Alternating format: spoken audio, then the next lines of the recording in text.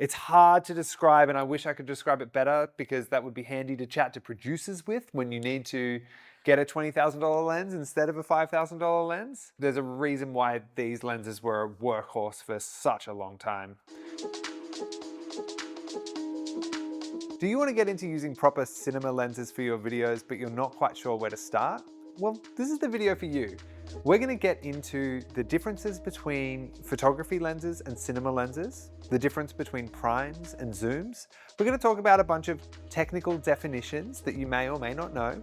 And then we're going to get into the creative aspects of lenses and how to evoke feeling through the glass. I'm Michael Lincoln. I'm a cinematographer working between Australia and the US.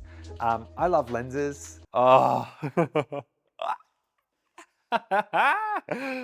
My whole career has been around lenses, and I'm very excited to get to share some of my knowledge with you today. What I would love for you to be able to do is to walk into a rental house and be able to have a conversation with the experts there about what might be the perfect lens for your next project. So let's get into it. First of all, what is a lens? If you're able to see me right now, you're perceiving me through your eyes, which are the original lenses and the first component of the human visual system. The reason why I want to start here is because I want to remind us that we make films for other humans, and every choice we make has an emotional impact. Lenses are tools that collect light the same way that our eyes do, but instead of projecting onto the retinas, they project onto a digital sensor or a film plane. And this means that we get to share our perspective and create a perspective. How magical. The human eye has a focal length of about 20 mil. That's a pretty wide lens, but when we focus on things, the vision effectively narrows to something closer to 43. Right now, your eyes are looking at a screen, so your field of view is probably quite narrow. What I'd like to do is invite you to take a big deep breath, lean back in your chair, and when you breathe out, I want you to open your eyes, and soften your gaze, and just feel how wide you can actually see. It's crazy wide, right? So if we think about what this means emotionally and from an evolutionary perspective, when we're relaxed and we soften our gaze, we can see our surroundings better and take more details in. But if there was some kind of prey or predator ahead, our attention narrows and the peripheral details information just falls away. What's also incredible about the human eye is that it has auto exposure. Our irises expand and contract depending on how much light is needed, but they also expand when we see something that we love. There was a time last year where I was absolutely head over heels for somebody, and whenever we spent time together, my pupils would be like dinner plates. I remember sitting with her at a bar down on the coast, and I remember very vividly looking at a tree in front of us that the sun was hitting. And second to her, it was the most beautiful thing that I'd ever seen. It was just a tree, but my vision was so crisp and sharp that I felt like every detail was available for my eyes to gobble up all of the photons that were reflecting off the texture. And the reason why I tell this story is because lenses, sometimes they're a technical choice, sometimes you need something physically, but ultimately it's emotional. With our lens choice and camera choice, we can evoke those same feelings. We're emotional creatures, and we have two lenses sitting right above our noses. We share physical and evolutionary traits of perception that are inherently affected by our personal upbringing and our culture. With the power of cinema, we can evoke these emotions for other people to experience or reflect on. Cinema is an empathy machine. It can change the world, it has changed the world, and it will continue to, hopefully for the good. Now that we've got all the emotions out of the way, we're going to go over some of the more technical aspects so we can understand the terminology and science behind what's actually happening when we stick a lens on a camera.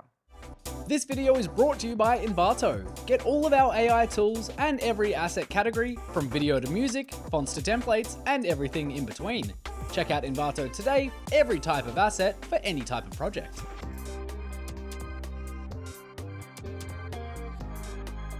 All right, focal length.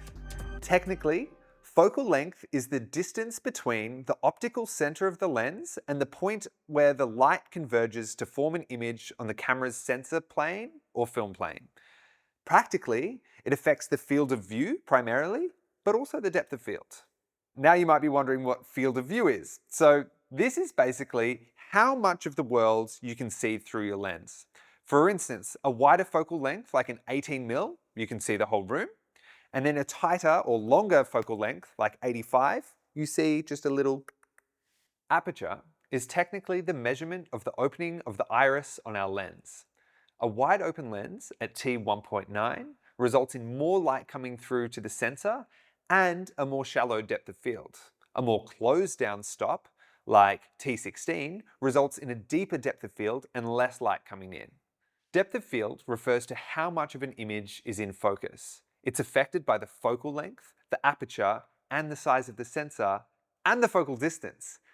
For example, if you had an 18mm lens set to t16 with the focus set to 6 feet, that would give you quite a deep depth of field. You'd probably be able to see everything sharp in the background. Conversely, if you had a 50mm lens, a longer lens, set to 1.9, very fast, set to 6 feet, then everything in the background would be out of focus, and that's what we call a shallow depth of field. Depth of field is a creative choice, and it helps us invite the viewer to look at a particular part of the image or take in the whole scene, depending on our stop and depending on what we want people to look at. Focus distance. Now this is the distance where the lens is focused to, the distance between the image plane and the subject. This is the domain of the first AC to keep up with, but also something you really need to understand how it affects your depth of field as a cinematographer. Formats and sensor size. So this refers to the size of the image sensor or film plane that we project our light onto through a lens. Some of the common sensor sizes that we have are Super 35, which is the standard. Then Super 16 is much smaller than that. And then we've recently seen a huge rise in large format and full frame sensors, which are bigger than Super 35. And you've also got APS-C size sensors, which you find on a lot of mirrorless cameras. Changing the size of this affects the depth of field, the field of view, and ultimately the feeling of the image. If we had a full frame camera here today and we use Super 35 lenses on that, what we would see is a big dark vignette around the image because the sensor size is bigger than what the lens can project.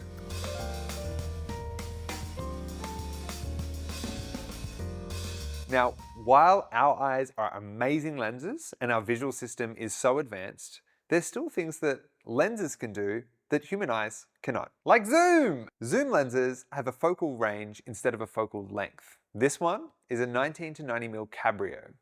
Zooms can provide the flexibility of a whole prime lens set on one lens, as well as giving us the option to do in-camera zooms. But it comes at a cost.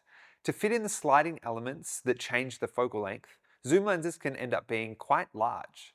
The optical quality can be compromised to some degree, as the designers are having to make a lens that works over a large range. This is particularly noticeable with the close focus of the lens, which will often be quite far on a zoom because that's where the aberrations can become more noticeable and the image starts to fall apart or reveal the lens's secrets. This particular zoom lens is a Fujinon 19 to 90mm Cabrio. I picked this lens because of how clean it is, its wide focal range, and because it has a servo motor on the side. The lens is quite sharp, it has limited fall off around the edges, and it's also lightweight enough to put on most camera builds. So the servo motor is not on every zoom lens, but it's this thing that's on the side here, and it basically enables us to zoom mechanically. So whenever you do see a zoom in a film, it's often done with some kind of motor so it can be quite precise and smooth. If we were to do it with our hand, that has a very different feeling, which also works. And you see that in more documentary style things, like The Big Short would be, somebody grabbing the zoom gear and just ripping it, backwards and forwards. Or when you watch The Office, that would be somebody manually doing that. Yeah, for more controlled zooms. And also this servo motor in particular, the way that it's built on the side is probably more for like a news gathering function and it's kind of built to be in the hand, if you can imagine a camera on my shoulder here. Then we look at a prime lens, where it only has one function and two gears, focus and iris. Our close focus can be a lot better, and the lens may perform better in terms of sharpness, veiling flare, we might have more character, And essentially there's a lot less light loss coming down the tube. So we might also have a faster aperture.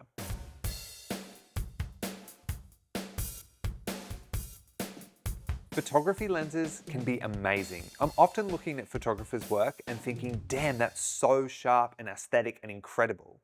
So we can see why there's a desire to use photography lenses, which are often also cheaper, in our video and cinema projects. We can absolutely do this, but it's important to know what the lens was designed to do. For instance, it doesn't matter very much if a photography lens breathes when the focus changes, because this movement isn't captured in photos. But in video, we see everything. Focus breathing is when the image expands and contracts when you adjust the focus. I'm allergic to seeing this in film because it reminds me that I'm watching a film. Cine lenses are more designed to eliminate the tool of the lens. Less breathing, less chromatic aberration, but still feeling some level of earthiness to it. But having said that, there's certainly a trend to look back at older lenses that do have these aberrations and these problems with them and using those to evoke a particular feeling. We'll get to that more when we start talking about the creative application of lenses.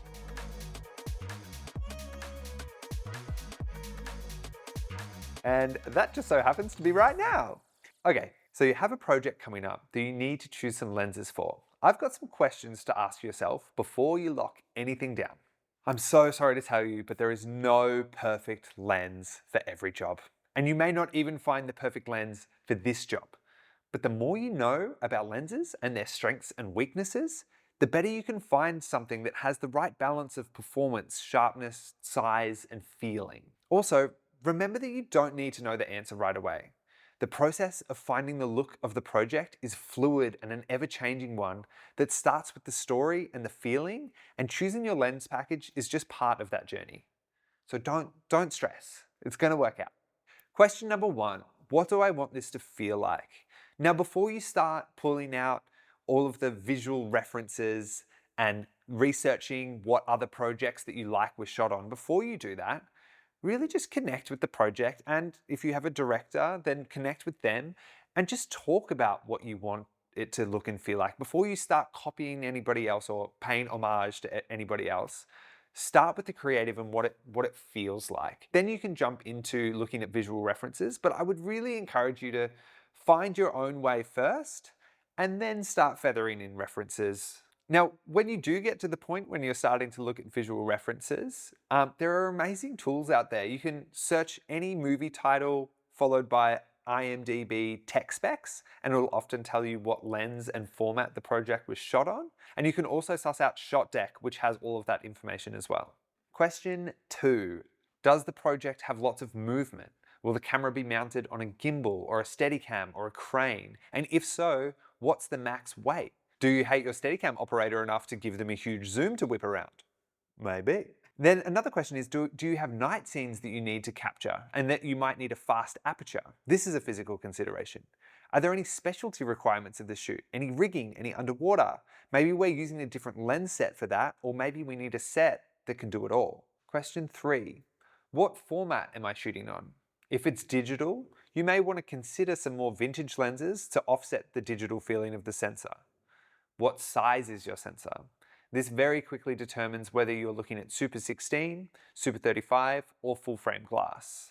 As you can see, there are a lot of technical and creative considerations when choosing a lens, and I wish I could give you a straight order to do them, but they all affect each other the same way that aperture affects depth of field. Things are complicated, but as long as you're true to the story, everything's going to work out great.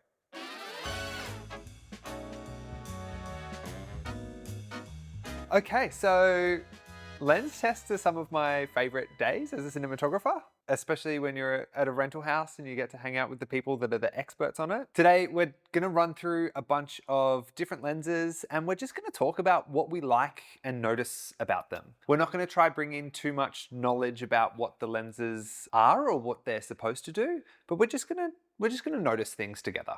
So we're starting on a Nisi Athena 50mm. Now, this lens opens up to, or has a maximum aperture of t1.9.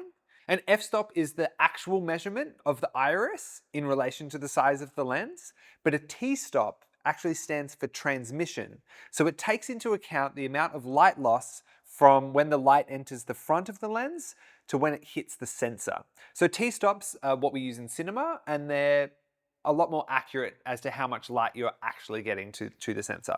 So this lens is a Cine Athena 50mm, and it's got a max aperture of t1.9. We're currently at t1.9. So let's come over and we'll have a little look at the monitor here. So what we can see is we've got these nice festoon lights in the background, and we can see in the middle there, next to Tom, they're quite round. And then as we get up towards the edges, they change shape a little bit, but not much. They're pretty clean. We can see that they're blooming quite a lot. They're quite out of focus. So I'm going to do something here where I'm going to change our focus to the background, and you see how much smaller that gets as they get sharp. And you can also see how much more of the image is in focus. So now that the focus is set to background, we've got quite a large area that's in focus.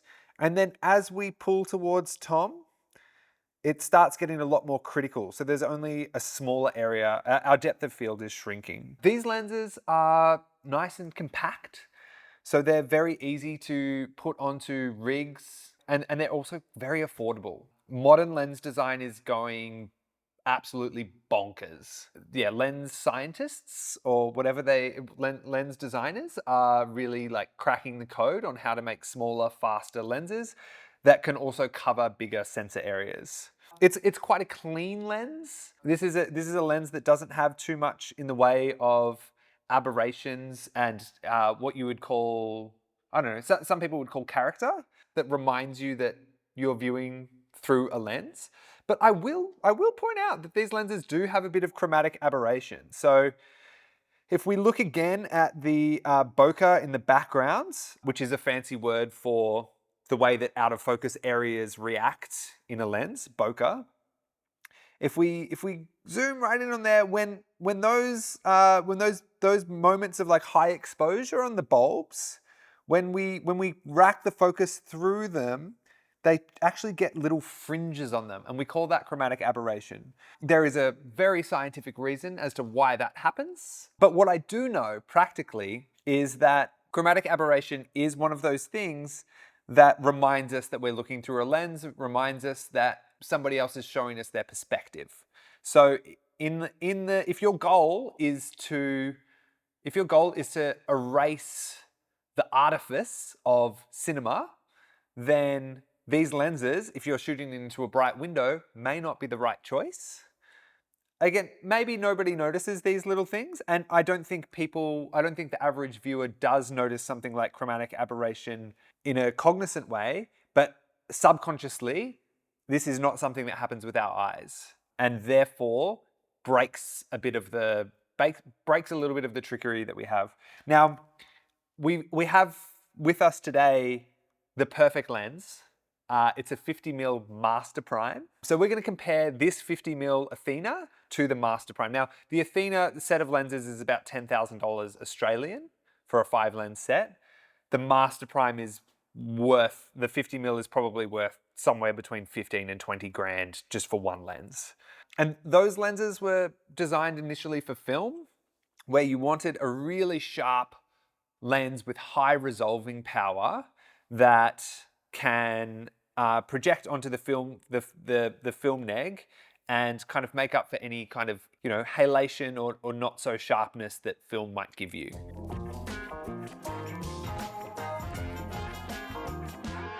All right, so let's talk about prime lenses, which come in a prime kit.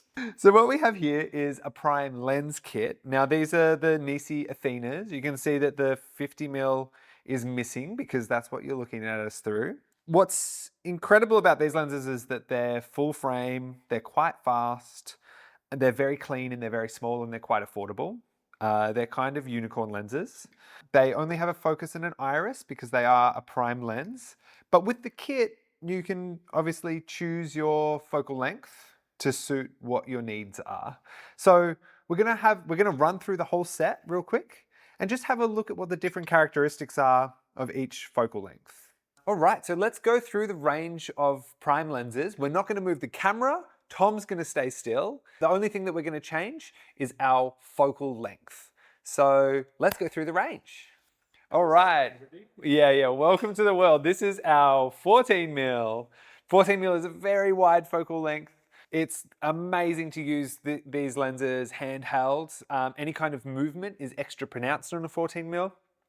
And also, so is distortion. I know Tom, we've got a mark for you there, but would you like to come up into a close-up and we'll just see how distorted Tom's face gets. Keep coming closer, closer, closer, closer, closer.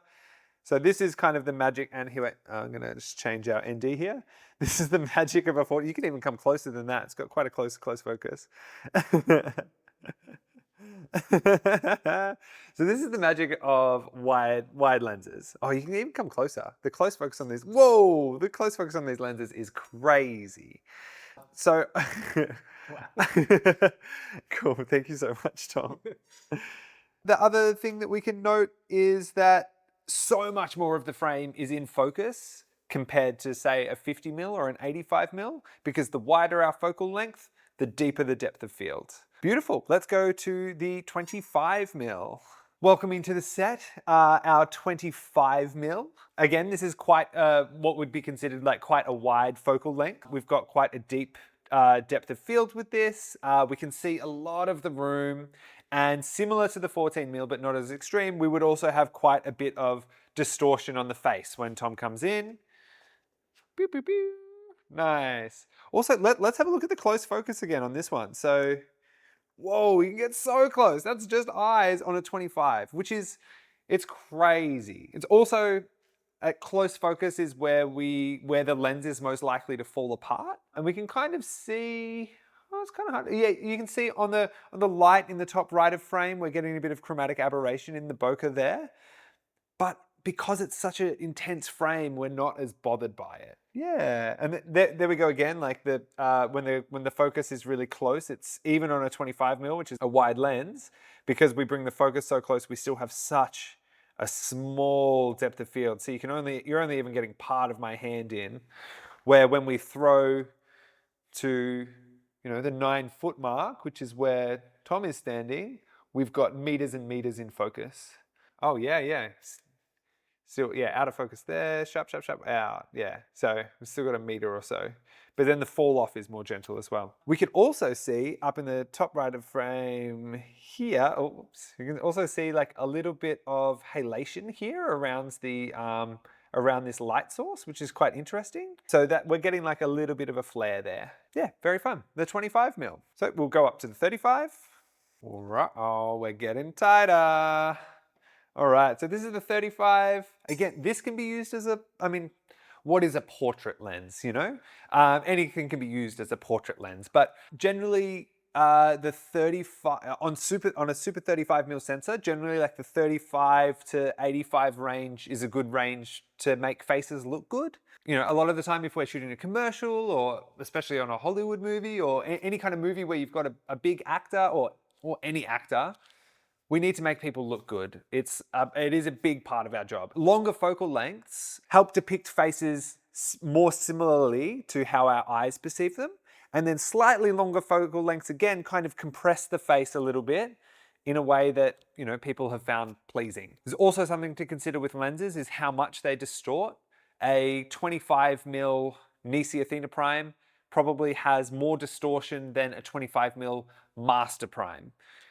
The cost difference between those is probably about $15,000 for that distortion and less aberrations. But if you're shooting the studio and all you're using is a single Master Prime, then it's absolutely worth the cost. And this is the 50 mil. 50 mil is a great portrait lens. It compresses the space. Like, as you can see, the background feels closer than what it was before on the 14 mil and the 25 mil. And the 35 mil, and it also gives us a shallower depth of field. All right, and this is the 85. We're gonna have to reframe a little bit because we've lost Sweet Tom's face. Yee, there we go. So again, yeah, now on the 85, this is looking very pleasing from this distance on Tom. We're getting the background and the foreground are very compressed, which you can compare to what you're looking at me on right now. Like this is quite a wide lens, and the distance between me, you, and the background feels very far. It feels like a cavernous space, which it is. But on Tom's lens, everything feels compressed and feels a lot smaller, which is also why a lot of the times, like, we love big sets when we make movies. The more space that we have, the easier it is to light, the more we can play and have control over the compression. But that being said, you're often shooting in a bathroom that is, I mean, if you're making short films, you're shooting in bathrooms. That's where good short films are made. We all know this. So we'll get Tom to walk into a close-up now, and I'm going to do my best to track him with focus. So as we can see, this is quite, an 85mm close it makes for really nice facial proportions. Like, this is probably slightly nicer than what an eyeball is seeing. It's kind of compressing the face a little bit. This kind of focal length as well, emotionally, can lead to like a lot of intensity, right? So if Tom is to move around a little bit now, and I'm following him, this is like, this is uncut gems. This is good time where things are quite intense. If Tom is yeah, there we go. If it's also, quite, sports will be shot on longer lenses like this as well. More so, come back into a close-up again, Tom. It's like, yeah. Yeah. Yeah, like, you could imagine if you were to shoot a scene like this is not somebody asking, did anybody get my package from the front door? This is an intense conversation. But yeah, a long focal length is quite a choice, and it also comes with a very shallow depth of field. So you or your focus puller, depending on who's pulling focus, needs to be quite good at their job to make it all work. Oh yeah, let's look at the close focus on this. So come in and I'll tell you when you're out. I'll go back a bit further. So this is the close focus of the Athena on an 85mm, which is also quite impressive. Lots of, like, the longer your focal length generally, the further your close focus is. And close focus just refers to the closest point at which the lens can focus to. It's also the closest point to which the lens manufacturers have decided to allow you to focus to. All lenses can focus closer to a certain degree, but then that's when we start seeing more of the aberrations and potentially unwanted elements. Oh, and you can also see on this longer lens, just see how much, when we are out of focus, just how big those bokeh pieces are getting. You can also see that the lens might be a little bit dirty because you can see those, like, dots moving through it, but you can just see how big that bokeh is. Oh, and this is also probably a good chance to talk about breathing as well. So that's an obvious sign. Though that bokeh changing is a sign of breathing. But if we line up our frame, I'm going to go to infinity focus. We're going to line up our edge of frame with the hard line of this pillar, right? And now when we change our focus, let's see how much that line moves. So from infinity, now we're going to go to macro. Oh, look, now that we're macro, we can't even see the pillar at all in the frame. I'm going to pan over. Cool. I can't even see. Yeah, coming. I think that was where it was. So it's quite a big difference. So these, 85mm longer focal lengths will breathe more, but also part of the design of the Nisis as well. Cool. All right. So Nisis are part of the reason why we use these is because they are a nice, clean, affordable lens. What I'd love to do now is pop on one of my favorite lenses in the world, which is a Master Prime. And we're just going to compare what a $20,000 cinema lens looks like up against a Nisi Athena, which is probably like a $4,000 or $5,000 cinema lens. Oh. Gosh. All right. It's been a while since I've used the Master Prime, but goodness, they make me so happy. Okay, cool. All right. So this lens is faster than our Nisi Athena Primes. When we say faster, it's kind of a colloquial term for it has a bigger aperture, more light comes in, and we can have a shallower depth of field. So currently set to T1.3. So I'm just going to adjust our exposure a little bit to compensate for having an extra 2/3 of a stop.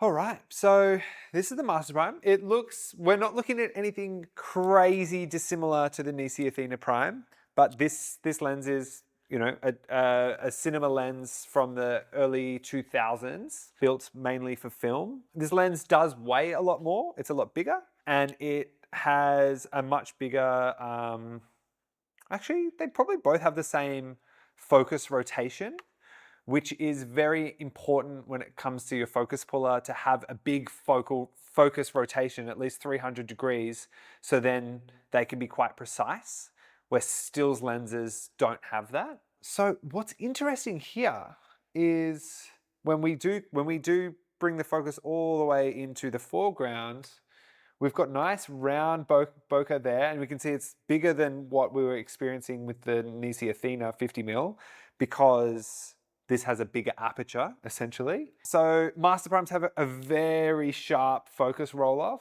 So we can feel that he's sharp there, and then if I move my finger just a little bit, he's not sharp anymore.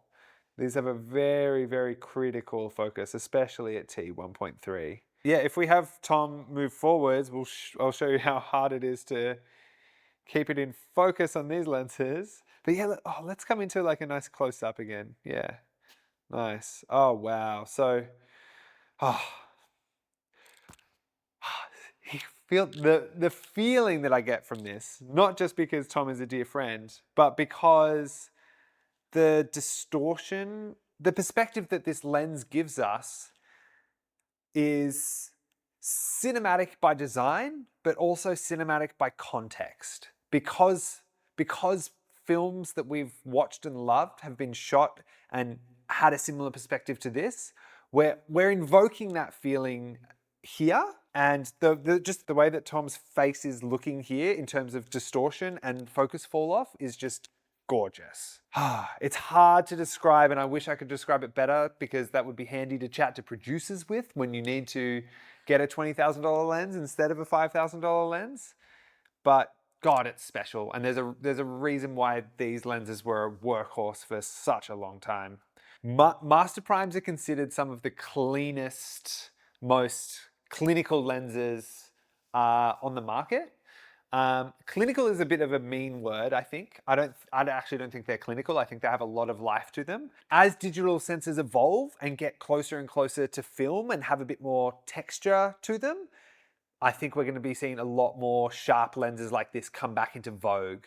Because when digital first started becoming popular, everybody rushed back to the vintage lenses because, first of all, vintage lenses, digital sensor hadn't been paired before, but it would also take the edge off the digital. Where now the sensors are getting so good that a lens like a Master Prime, we can see it all and we like what we're seeing. Yeah, we'll look at the close focus here. Lean back a little bit, forwards a bit, forwards a bit, forwards a bit, forwards a bit. Wow, yeah. So very good close focus on this lens as well. And if you actually look to here for me, Tom, yeah, there we go. Like, oh, how dramatic. How bloody dramatic. Oh, we love it. Great. All right, so we're gonna quickly swap over to the 50mm Nisi. All right, so from the $20,000 lens to the $5,000 lens, here we go. We've adjusted our exposure, so we should be the same. Great. It's nice. I'm not having the same emotional cinematic reaction to it. It's still very clean. It's still very nice. Now, I should say you're probably watching this on YouTube and there's probably some compression, so you may not be seeing exactly what I'm seeing here, but I hope that you're feeling what I'm feeling. Okay, so this is the $5,000 lens versus the $20,000 lens. It's still very clean, it's very sharp. Let's get Tom to walk into a close-up and we'll watch what happens to his face, and we'll also watch what happens to the background. Cool. So yeah, look, this is, it's a nice feeling, but honestly, compared to the Master Prime, this is not doing nearly as much for me. Yeah, it's a feeling thing. It's totally a feeling thing. I'm going to pull all the way to the foreground. Tom, come into like close focus, a little bit closer there. There we go. Lean back a little bit for me. Yeah, there we go. That's a nice close-up. That's fun. Yeah, it's still very nice. It's still technically very nice, but just doesn't feel quite the same.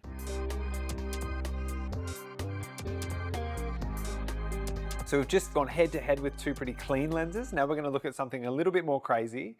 This is the 85mm Petzval lens. Now Petzval lenses are known because the bokeh has a swirl to it. This was used to an insane degree in Poor Things. If you can remember any of the scenes where they're outside, and it's particularly noticeable in trees where everything that's out of focus has a swirl to it. So these lenses are full frame, but we're shooting it on a Super 35 camera at the moment. So we're not actually seeing the full extent of the swirl, but we can see some of it. We can actually see quite a lot of it. So if we look at the image here of Tom, if we look at the bokeh in the background, we can see that the bulbs on the far right and far left are completely elliptical, whereas in the middle, they're much closer to round. Now, if I pan over, we'll see they change shape as I move. So anything that's closer to if it's in the center of the lens, it's round. And then when I take it up to the edge, ooh, it's going crazy elliptical. Oh, it's streaking. Oh, it's crazy. So this is kind of crazy in terms of in terms of aberrations, and it's also going to, as you pan, things are morphing and moving. So what does that mean for perspective? Like these lenses have been used to kind of show people going insane or to really punctuate moments. Dream sequences, absolutely. I think to me, this is kind of akin to somebody that might be a bit anxious or where things on the edge are becoming a bit more swirly. And if you were to add like a little bit of a vignette to it, which I'm doing with my hands right now, if you add a bit of a vignette to it, then we're getting our visions narrowing even more. This video is brought to you by Envato. Get all of our AI tools and every asset category, from video to music, fonts to templates, and everything in between. Check out Envato today, every type of asset for any type of project.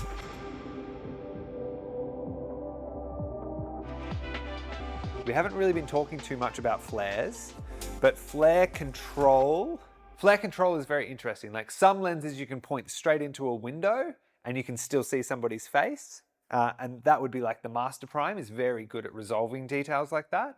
Whereas a cheaper lens, if you shoot into an open window and you have somebody's face in the foreground, their face will have what's called a veiling flare, where all of the light from the light areas is bouncing around the lens and polluting the detail in the darker areas. But then flares are also very evocative, right? Like when we think of flares, we think of like happy dream sequences, flashback sequences. We think of it's inviting light down the tube of the lens. They're very much a creative tool. And I worked on a film as a first AC with a master cinematographer, and he flared the lens once in the entire film. Even though flares look beautiful, and at the time they were very much in vogue, he waited.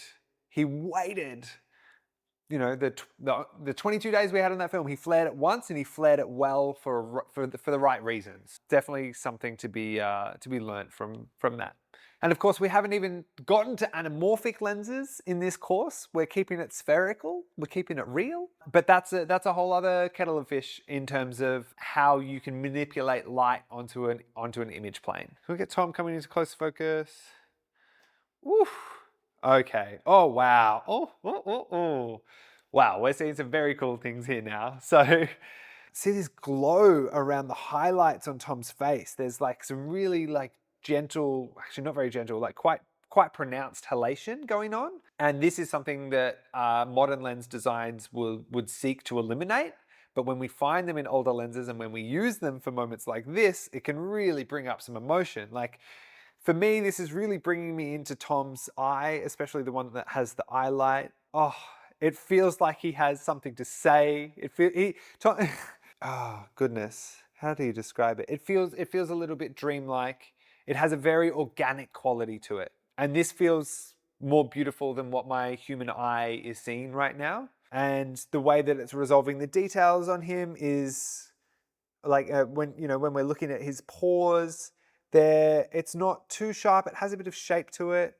And I'm also liking the shape of his face on this lens as well. And we can also see that bokeh in the background, very elliptical, especially at close focus. Oh, what a dreamy lens. It's crazy. Tom's got the same expression, but on a different lens, it feels like he has something different that he's about to say.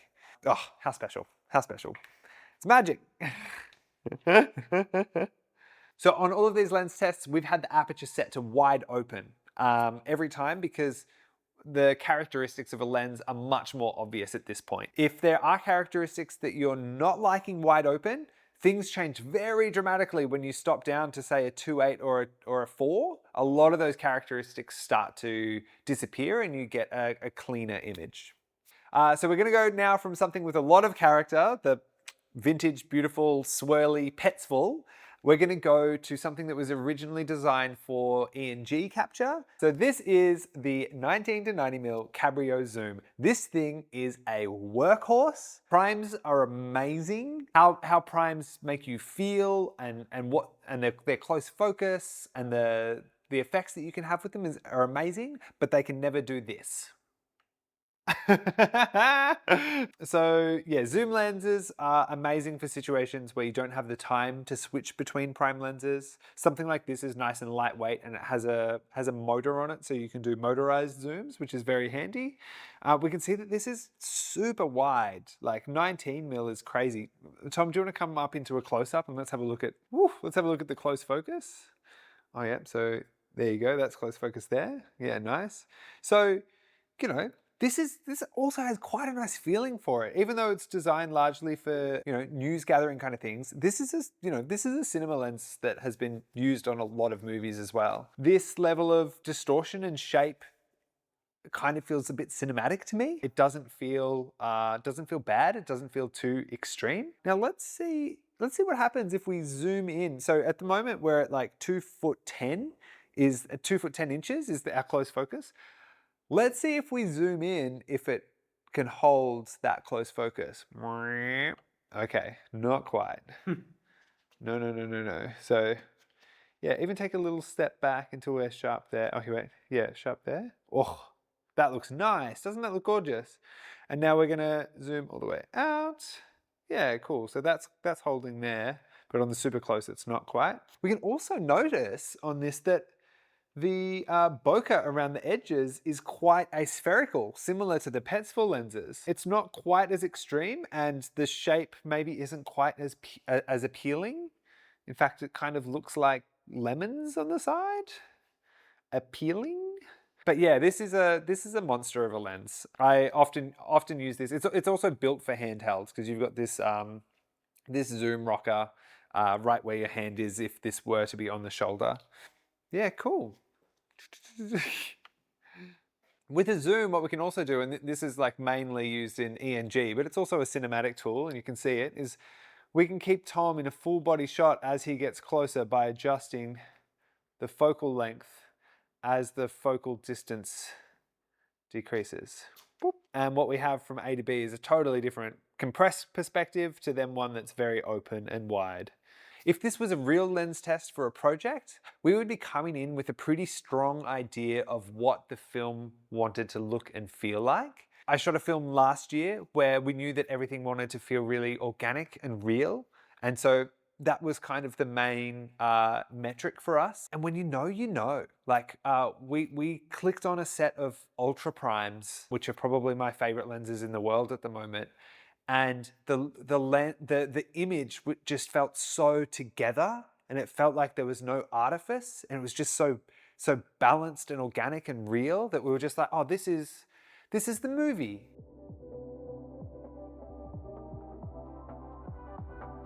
So like I said at the beginning of this video, I'd love for you to be able to walk into a rental house with the confidence to chat to the experts there and talk to them about your project and come up with the perfect lens package together, or even just be able to go down to a rental house and do some lens tests to get a feel for yourself what these different things can do for your next project. Let me know down in the comments what some of your favorite lenses that you've been playing with lately and what you like about them. And to sign off, I'd like to leave you with one of my favorite quotes from cinematographer Seamus McGarvey, who says, in a very Scottish accent, which I'm not doing for you today. Learn to look at light with a loving and intelligent eye. Thank you very much.